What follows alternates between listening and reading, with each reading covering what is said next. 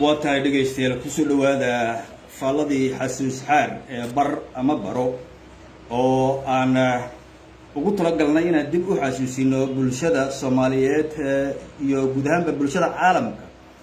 dhacdooyinkii sooyaalkii nololeed ee dunida ka soo jiray waayo wixii la soo maray iyo waliba caynta saadaalahan ay noqon karaan saadaalaha dambe ee nolosha bishu waa October waa bil magaceedu uu ku astaysan yahay haddaad ba og tahay bar ama ogide fahamsi oo u meeri weeraha sooyaalka nolosha iyo caynteedu sida ay tahay haddaba dunidan isdii aan hore u sheegaba waxaan ka saarana cashirkii labaad ama darsigii labaad magaalada Nairobi ee caasimadda waddankaasi Kenya waana goob أنا كوكولناي جبر أوريدي أو لو يراه وريس إسلام رهان تانا بهوين تا جنجان كترسن إدغان حدغان مارس دغان كا سكاي كلود هود كلا يراهدو كويالا دنكا سري عركا haddaba waris waxay ii akhriday waxyaabo kala duwan oo ku saabsan nolosha bani aadamka iyo deegaanka bani aadamku ku nool yihiin kor iyo hoosba iyadoo ii sheegtay in bulshada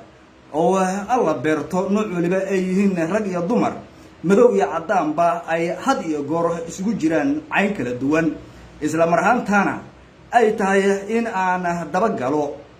darsiga suganeed ee gudaha Soomaaliya ay kaga doodeen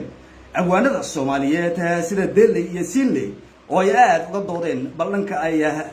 aakhiro ka jirto iyo halka marka naf waliba go'daahi ay ku sii yaranasato inta laga xisaabinayo waxa ay sooyaal nololeed soo martay iyo fursadihii oo alla uu siiyay inay dunida soo marto ayaamo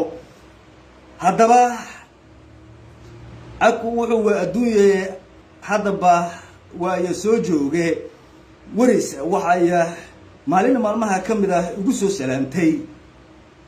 Kenya نقو ناير سيدي أو أي معناها تهاي إن أي بإيه حرفين إسو وضن يا عاصمة ديس أو المركز كوسوغان هاي أو نيروبي يا كينيا هذا ما قاعدا قف لوجد كورونا نايس أما أستان وواح أجوبة أو أن هذه جور أجرني إن حكمة النوع عاسية يكون ما كرنا ما يكون فدي كرنا هذا جوبت كجسون تهاي وضن ماذا يا عاصمة النوع عاسية waxaan hore arki jirnay dadku inay la baxaan naanayse kala duwan oo wadamo dalal kala duwan ama dalkoodaba gobollo iyo deegaano kamid ah waana mid run ahaantii aan ka soo gaarnay bahweyntii culimadii suufiyada iyo awliyaadkii soo jiray inay oran jireen magacyada waxa ku jira burji la yaab leh warisa oo run ahaantii cilmiga xidigaha iyo cilmiga bulshada aad ugu dheeraysa diin iyo maadiba ayaa waxay had iyo goor igu cagag jugleen jirtay amaba igu hanuunin jirtay inaan daba galo rahimahullaahi abwaan maxamed ibraahim hadraawi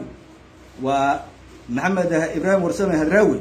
oo runaantii isagu soo guranaday doodii aaqiroy halkeebaad naga jirta markii uu abwaanada ka codsaday in doodaasi ay dambi badan keeni karto halka lagu joojiyo maadaama ayagu wax reer galbeedku jecel yihiin ay ku sifeeyeen oo ay aqra u saariyeen in dhinaca iyo xidigaha ay naga xigto isaguna uu ku daray in aqra naga xigto xataa dhulka oo alla uu ku leeyahay goobo dadka ku cinqaabo isla marhaantaana uu ku amal weydiiyo waya caynada badatay wajiye badatay isla marhaantaana doodahaasi waxay noqdeen kuwa diiniyan ku fadhiya haatan noloshuna ugu soo sintay inaan wax badan iska weydiino dibna uga barano dooda abwaanada Soomaaliyeed ee Delhi iyo waliba Sinley ay aad arintaasi ugu gorfeeyeen saatay darsiga iyaga halka ayuu bishani inoogu egyahay waase darsiyo fara badan isla bisha gudaheeda socon doona maanta